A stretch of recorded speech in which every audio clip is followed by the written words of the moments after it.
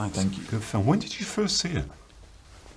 Did you watch it together or did you watch it alone? I know sometimes people sort of... First time, no, you can't. The first time you often see these things, see the film is in a little screener room and you're by yourself or with a couple of other people. So yesterday was the second time I'd seen it with an audience. The first time we'd seen it together.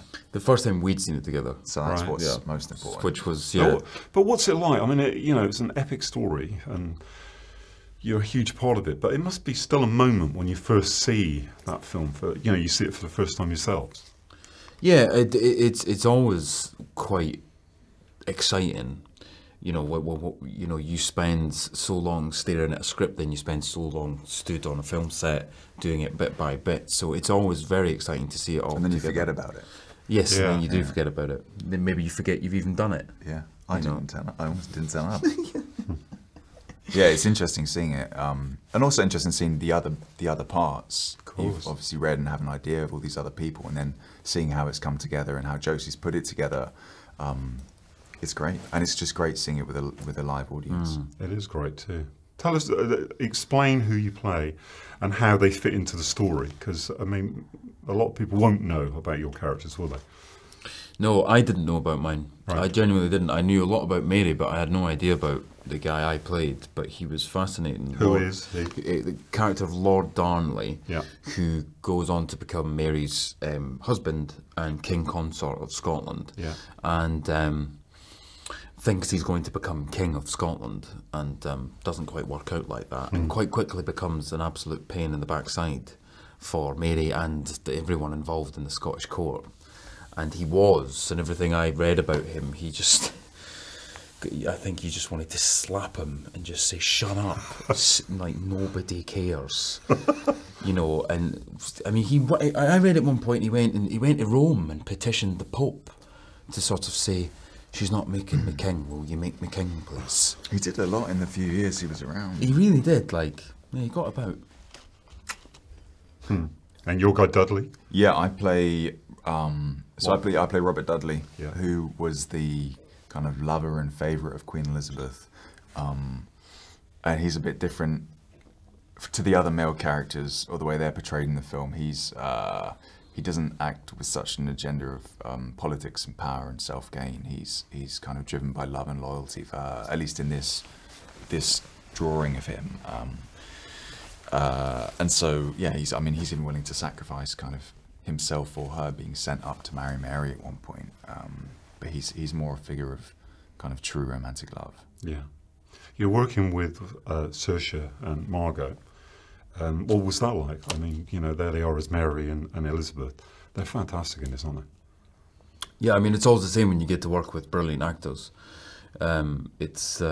You spend half your time acting with them, another half admiring them and admiring how they work. And we've both been very fortunate to work with loads of brilliant actors, and Margot and Saoirse are two of the very best. Yeah. Josie, first time as a film director, well, she's very experienced as a director, as you know. What was that like for her? Big film to start with, right?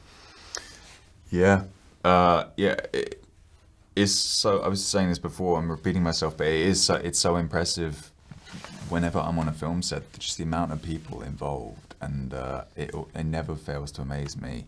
The person who has to kind of take the helm, the amount of responsibility and the amount of people to kind of bring together is huge, and especially on a film like this, which is pretty is pretty huge with its size and its scale. The idea that she came onto that for the first time, I think she did an amazing job. Completely. We always sort of talk about this when we're watching historical stories about contemporary relevance. But did you talk about that when you first gathered together? I mean, it has got, there are some striking themes, gender politics, fake news, misogyny. Did you guys talk about that when you first got together as a group? No, not really at all. I mean, what we talked about was the Scottish and English courts and how we'd move, how we'd interact, and what we'd stay away from, and things like that. And that's the themes of things, the sort of big political themes. I think that's for you to decide, and that's for everybody else to decide. And right.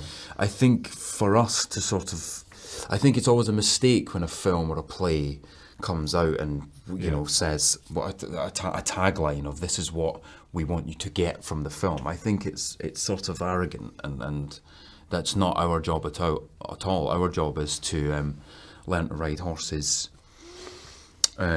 stand on very uneven ground, you know, and yeah. That's our job. That's not our job at all. I think that's Josie's job. Yeah, certainly. Sounds like a lot of fun, that job, though. It is a lot of fun. It is a lot of fun. Cool. Thank you very much, guys. Thanks, man. Pleasure. Thanks, guys.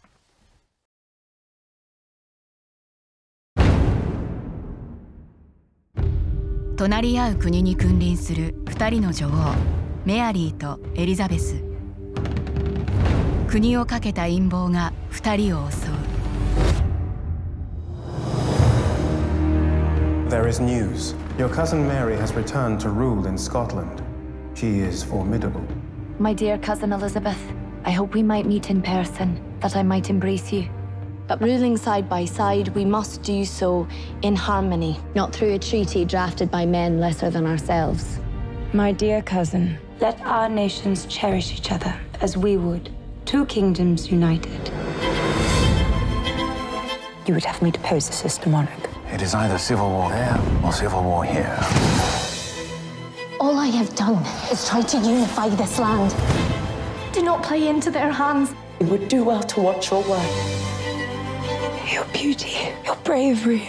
Now I see there is no cause for envy. But they are trying to usurp my crown. But I will be the woman she is not. 同じ立場で理解し合える唯一の存在。それでも運命が2人を翻弄する。Should you murder me, and you murder your queen?